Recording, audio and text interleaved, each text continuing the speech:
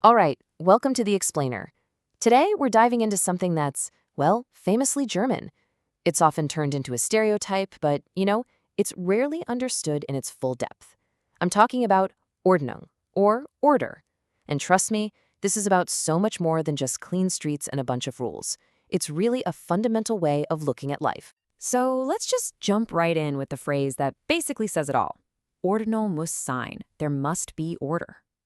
Now, this isn't some casual suggestion. It's really the core of a cultural mindset that shapes pretty much everything, from how public transport runs to how people interact with each other.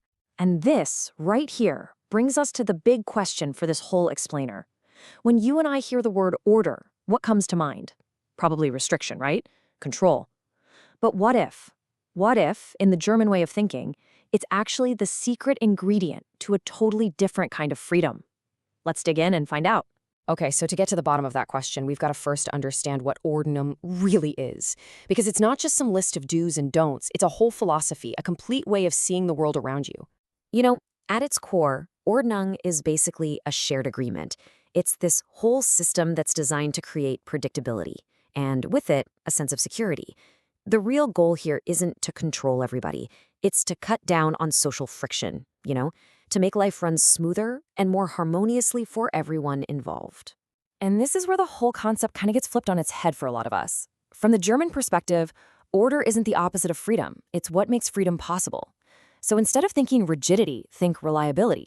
Instead of control, think consideration for others. You start to see it's less about restriction and more about respect. It's like this positive social contract that everyone buys into.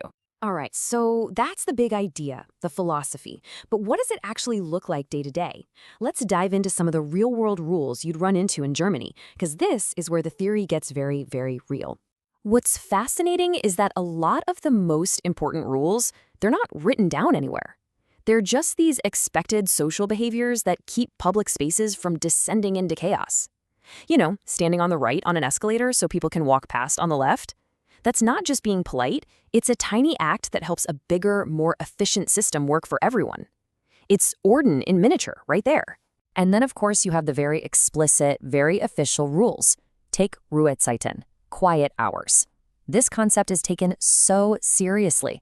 During these specific times, you absolutely cannot do anything that makes a lot of noise. We're talking no vacuuming, no drilling, no mowing the lawn, and Sunday is basically a national day of quiet, a legally protected time for everyone to just rest and recover. Now, take a look at this number, 60 euros. What on earth could this possibly have to do with a world of German order? That is the on-the-spot fine you'll get if you're caught on public transport without a valid ticket. And there are no excuses. They don't want to hear a story. This isn't a suggestion, it's a rule, and it's enforced with incredible efficiency. It really hammers home the principle that for the system to work, everyone has to contribute their fair share. Okay, so moving beyond the public sphere, this whole mindset really gets distilled into two of the most famous aspects of German life: paperwork and punctuality.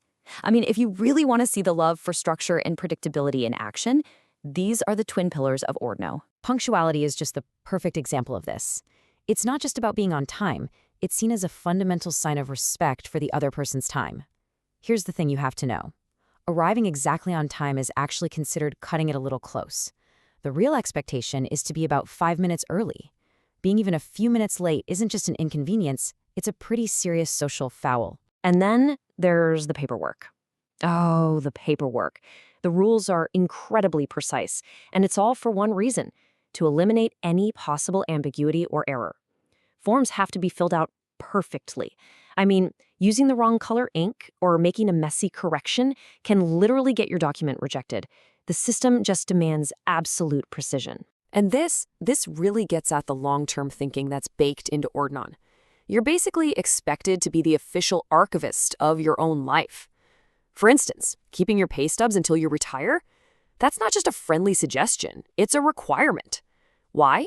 Because you might need them decades from now to calculate your pension. It's all about creating a future that is predictable and totally verifiable. So after hearing about all these rules, the quiet hours, the paperwork, the punctuality, you might be feeling a little, overwhelmed. But don't worry, this final part of our explainer is all about how you can make the system work for you, not against you. So that's the key question, right? Because just knowing the rules isn't quite enough. You have to kind of get the mindset behind them to really adapt and even thrive. And to do that, let's start by looking at the hurdles most people face. And look, it's totally normal for newcomers to find this whole system pretty restrictive at first. The mountain of paperwork can feel absolutely crushing, and the, let's say, limited room for spontaneity can be a real culture shock. Acknowledging that these challenges are real is definitely the first step. But here's the path forward. It really truly comes down to shifting your perspective. So instead of seeing a restriction, try to see the benefit that comes out of it. Less stress, fewer conflicts, more predictability in your day. A fantastic place to start is just with punctuality. It's an easy win, right? And once you start to feel the efficiency and the peace of mind that this structured approach can bring, it all starts to make a whole lot more sense.